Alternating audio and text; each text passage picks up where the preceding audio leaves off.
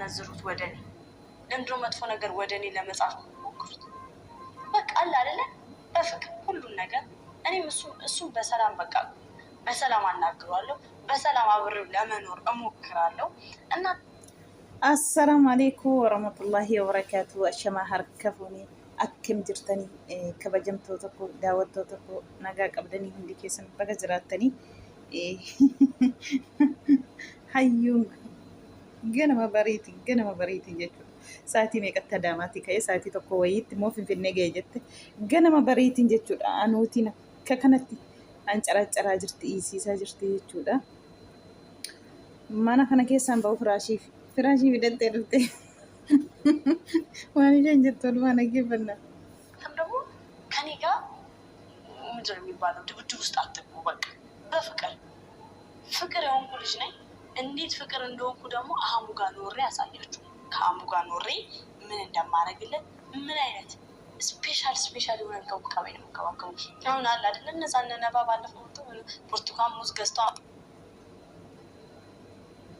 አይ ብርቱካን ሙዝ ገዝተው እንደዛ አይነት አይደለም። ቪአይፒ እንክብካቤ ነው የምሰጠው። ዝም ብሎ እንክብካቤ አይደለም። ገባችሁ አይደለ?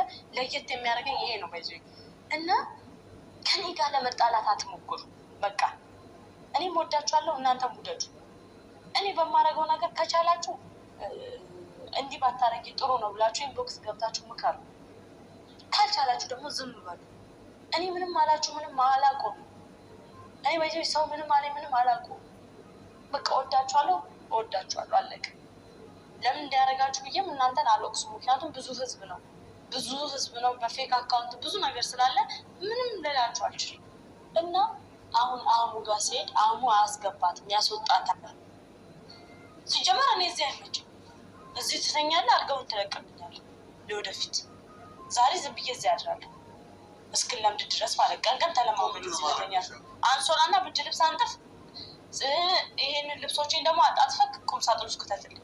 ከዚህ ውስጥ አውጣና ግማሹ ልብሴን አላመጣውም። ከአዳማ አሮጌ ልብስ ከማመጣ ብዬ ነው። አዲስ ልብስ ትገዛልኛለህ፣ ሾፒንግ እንወጣለን። አለቀ።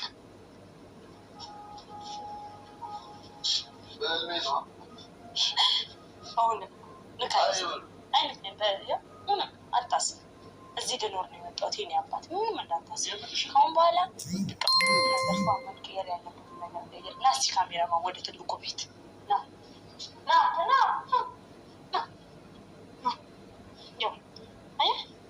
እኔ እዚህ ቤት ስለማለትና ባለፈው ሲኒዎቹን ሞልቼ ነው የሄድኩት። አንሶላ አካልኩ እኮ ለዛ። ቁርስ ደግሞ ወተን እንብላ።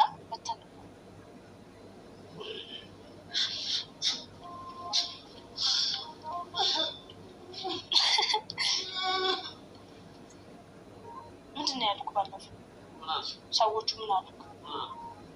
አይሁን እንደራስ ሶፋ ላይ አትተኛ፣ ሂድና እዛ ያመጣው ፍራሽ ላይ እዛ አልጋ ላይ እንዳትተኛ። አዩ ነጋገነ ማቲን አሙቲን ጨነቃ ጅርቲ ፍራሽ ዱጋ ፍራሽ ባትቴ ድፍተ ጀቹዳ ሀዳማራ ከኤ አማ ሳቲ tokkoof ወይ ገታየረ ፊንፊኔን እንጀለ ጀቴ በሪ ለፈ በሪ ጀቹዳ አሙቲን በሪቲ ቆሰቆስቴ era isiisaa jirti. Yoon ani mana kana keessa gadi ba'ee deebitee dhuftee ammasii jechaa jira. Deebi'ee dhufee jette. Amma warri komontorii warri naa barreessitanii warri waan barbaadan naa jettanii barbaadan naa barreessaa ooltanii nan arrabsiinaa yoo barbaadanii isii jedhaatii na gorsaa malee likkii nan qabsiisinaa na arrabsitanii kan isheen jechaa jirtu jechuudha. Yoommoo ani mana amuun keessaa gadi ba'ee ani hayyuu miti jechaa jirti. Shaantaatti illee waa qabattee dhufteetti amuun mataa qabattee ammoo gara bilisittaa wakkalamu maal godhamu amuun akkuma argitan egaa kulitti mataa qabateera.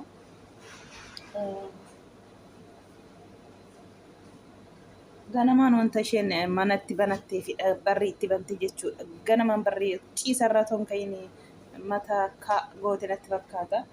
sukkaara kiiloo gashuun abdu akka kana mataa ol qabatee abjuudha moo dhugumadha jechaa jirti. Abjuu miti mee na dhadha'ina rukuti jetti. Rukunnaan asin taa'ini jetti. Haqiiti firaashii sana ni fideerra ciisi asin ciisin soofaarra jetti. Alga isa tokkorra sin ciisini algaa keerra sin ciisini kan isheen jechaa jirtu jechuudha. Warri na arrabsitan warri maal gootan akkan daraan itti intinii jedhu na gootu malee waan tokko irraa na deebistan hin qabdanii.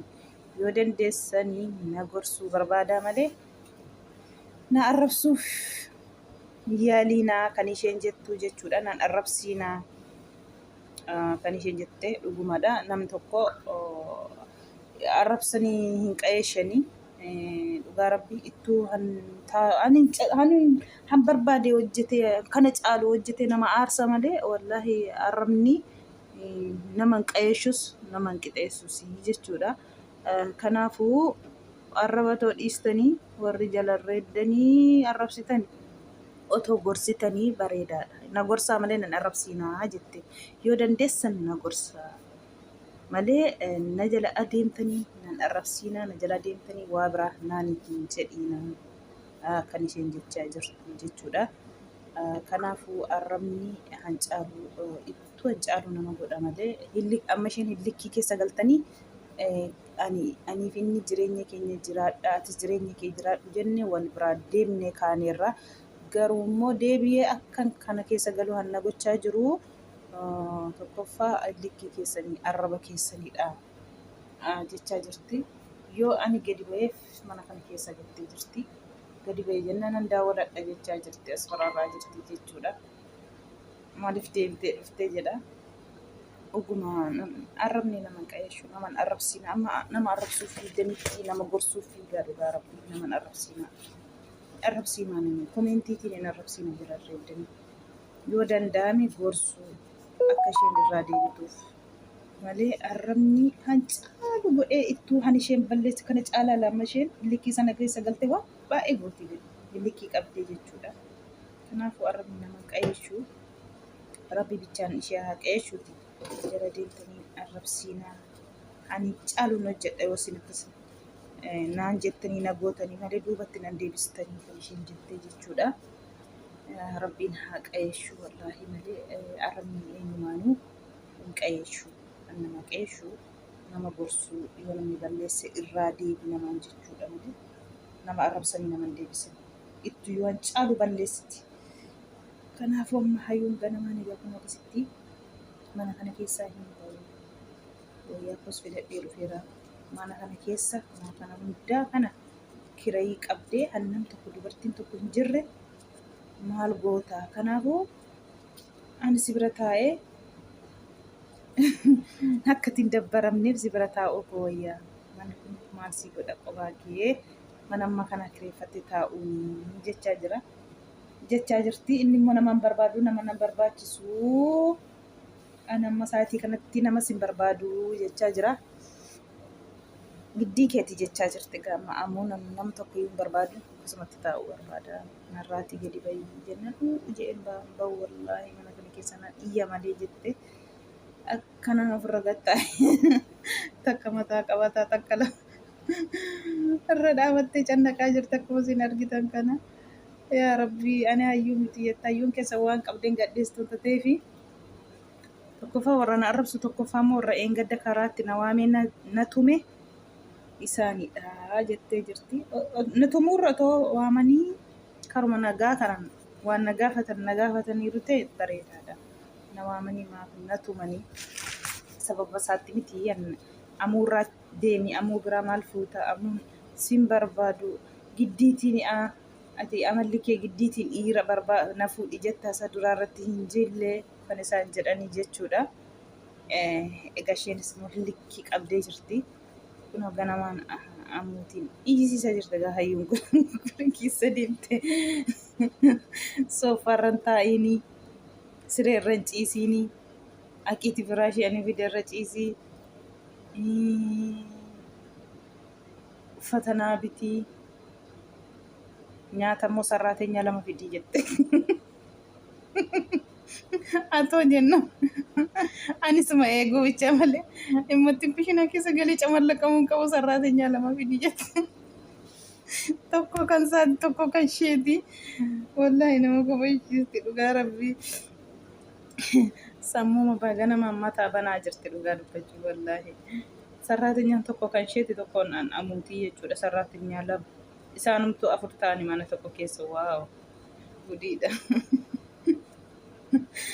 Kanaafi waan gadi fiddan hin qabdani ani koo mana ciccittuu tokko keessa kiraa fudhadhee birrii magaalaa kaffalu ati mana amma kana qabdee qobaa kee kana keessa akkamiin teessaa si bira taa'ee si akka bakka bu'uun qaba malee ani koo waa biraan miti si biruma taa'ee akka ittiin dabbaramneef malee jechaa jirti.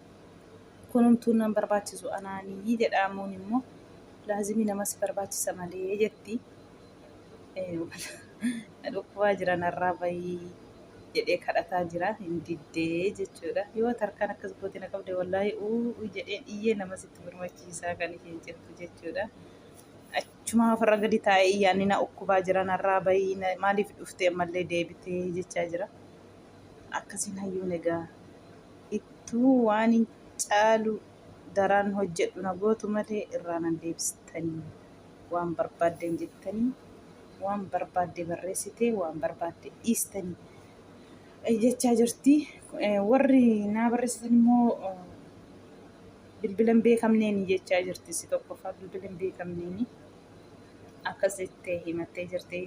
Dhugumatti arrabnillee bu'aan qabu yoo danda'ame qayeeli jedhanii ma gorsuudha malee wallaahi arrabni eenyumaanuu qayee isheen beeku jala deemtaniin arrabsiinaa.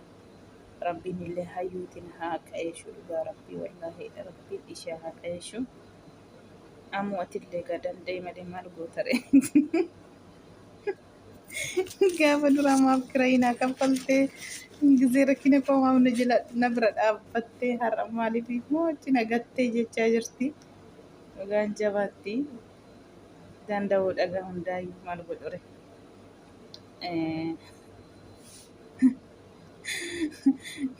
Yoo danda'an malee wanti hundinuu rakkisaadha wanta ta'eef egaa hayyuuni wanta barbaadden gootanii barbaadden jettanii waan na gootanis hin qabdanii waan hin jedhe irraas immoo jikkin jedhu ani hayyuudha jette. Feesmisoota meeqan qaban Finfinnee kana keessaa naman qabaa jechaa jirti egaa amuu baay'ee jennaan ammallee akka tumamtu gaarii. Mana kana keessa baaste jennaan ammallee reebamta akkuma guyyaa tokko. Kanaafuu obsi mana biraa sii kireessallee jennaan hin barbaadu jettee jirti jechuudha. Mana baddee biraa sii kireessa malee asin teessuu kan inni jechaa jiru. Ani hin barbaadu mana biraallee jettee jirti. Kireessii qaba mana biraa jedhee. Ani hin barbaadu Adaamaatii ganamaan kan hin dhufee fi qobaa kootii. Manitti sana keessa maaliin fuudhaa qodaan koo walakkaanichi hafee jira. Amma waan gar tokko ishee fidadhee dhufee jira jettee dhuguma firaashii baattee dhufte wallaahi firaashii qabattee dhufte waallee akkas shaantaatti qabatteetti.